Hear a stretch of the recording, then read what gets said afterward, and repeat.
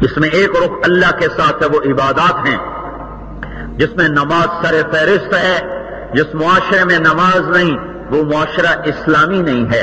جس معاشرے میں اذان پر بازار بند نہ ہو، دکانیں بند نہ ہو، چلتے ہوئے ہل نہ رک جائیں اور تلتے ہوئے ترازو نہ تھم جائیں اور چلتے ہوئے قلم نہ رک جائیں اور کھلے ہوئے رجسٹر بند نہ ہو جائیں اور چولہے پہ چڑھتی ہوئی ہانڈیاں ان کے چولہے نہ بند ہوں، وہ معاشرہ اسلامی نہیں کہلاتا۔ اس معاشرے کو اسلامی معاشرہ نہیں کہا جا سکتا جہاں اذان کے بعد بھی خرید و فروخت ہو، اذان کے بعد بھی خوش گپیاں ہوں، اذان کے بعد بھی کام ہو رہا ہو۔ اذان کا مطلب ہے باہر کی نقل و حرکت ختم اور مسجد کی نقل و حرکت شروع۔ اللہ اکبر، اللہ اکبر، اللہ اکبر، اللہ اکبر۔ مشرق اور مغرب میں، شمال و جنوب میں اللہ کی کبریائی کا اعلان ہو رہا ہے۔ کیا ہوا؟ بہت بڑا ہے، واحد ہے، نبی محمد مصطفیٰ اس کا رسول ہے، یہ دونوں مل کر تمہیں کہہ رہے ہیں حی علی الصلاۃ، حی علی الصلاۃ۔ ارے توحید اور رسالت دونوں کی جو شہادت ہے، اس میں اقرار کر رہا ہوں اللہ ایک، میں اقرار کر رہا ہوں محمد رسول اللہ آپ کا رسول ہیں۔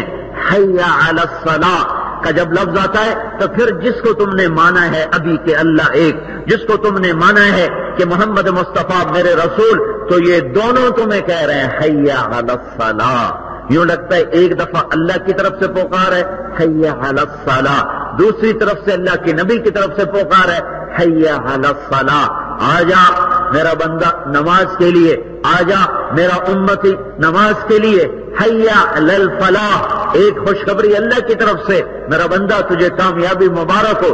ایک خوشخبری میرے نبی کی طرف سے، حی علی الفلاح، میرے امتی تمہیں کامیابی مبارک ہو، تمہیں کامیابی کی خوشخبری ہو۔ میرا بندہ تمہیں کامیابی مبارک، میرا بندہ تمہیں کامیابی کی خوشخبری، اے میرے امتی تمہیں کامیابی کی خوشخبری۔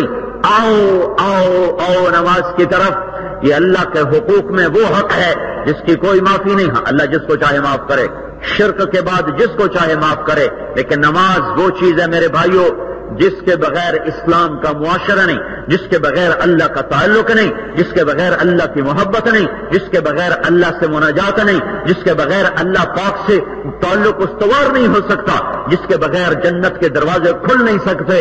اپنے معاشرے کو نماز سے مزین کرو۔ نماز زندہ ہوگی فحاشی مٹ جائے گی، نماز زندہ ہوگی برائی مٹ جائے گی۔ حکومتوں کو دوش نہ دو کہ حکومت نے بے حیائی پھیلا دی، حکومت نے نہیں پھیلائی، بے نمازیوں کی وجہ سے بے حیائی آئی ہے۔ اگر نماز ہوتی تو بے حیائی نہ آتی۔ میرا اللہ کہتا ان الصلاۃ تنہی عن الفحشاء والمنکر ولذکر اللہ اکبر۔ نماز بے حیائی سے روکتی ہے، نماز فحاشی سے روکتی ہے۔ اگر نماز نہ ہوگی تو فحاشی آ جائے گی، اگر نماز نہ ہوگی تو برائی آ جائے گی۔ تو بے حیائی پھیلی ہے نماز نہ پڑھنے کی وجہ سے، بے حیائی پھیلی ہے، منکرات فحاشی پھیلی ہے اور گناہوں کی زندگی پھیلی ہے نماز کو چھوڑنے کی وجہ سے، نہ کہ حکومتوں کی وجہ سے۔ یہ بے حیائی بے نمازیوں کی وجہ سے ہے۔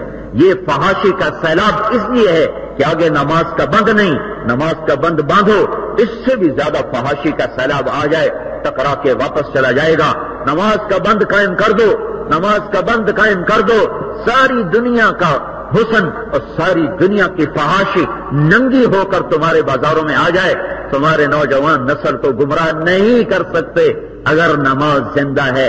اگر نماز نہ رہی، اگر نماز نہ رہی تو اس تخت پر جنید بغدادی جیسے، شیخ عبد القادر جیلانی جیسے صدر ہوں، وزیر اعظم ہوں، تو بھی اس فحاشی کے سیلاب کو نہیں روک سکتے، کیونکہ اس کا تعلق نماز سے ہے نہ کہ حکومت سے۔ نماز بنے گی، بے حیائی کو اللہ دفن کرے گا، نماز ٹوٹے گی، بے حیائی کا گٹر ابلے گا اور چلے گا اور بہے گا اور ہر غلاظت اس کے ساتھ جنم لے گی اور ہر بہار کے پھول اس کے ساتھ کملا جائیں گے، مرجھا جائیں گے۔ نماز بناؤ۔ نماز کیسی؟ اللہ اکبر۔ جب کہہ دو اللہ اکبر تو پھر سلام پھیرنے تک اللہ کے سوا کسی کا دھیان دل میں نہ لاؤ، تو یہ وہ نماز ہے جو تمہیں اللہ سے براہ راست جوڑ دے گی۔ اب ہاتھ اٹھاؤ، جو مانگو گے پاؤ گے۔ دوسرا اسلام کا حصہ ہے اللہ کے بندوں کے حق اور حقوق اور معاملات اور عہد و پیمان اور تجارت زراعت، اس میں اللہ تعالیٰ کا معاملہ اور سخت ہو جاتا ہے۔ اللہ اپنے حقوق میں ذرا نرمی رکھتے ہیں، بندوں کے حقوق میں اللہ نے شدت رکھی ہے، شدت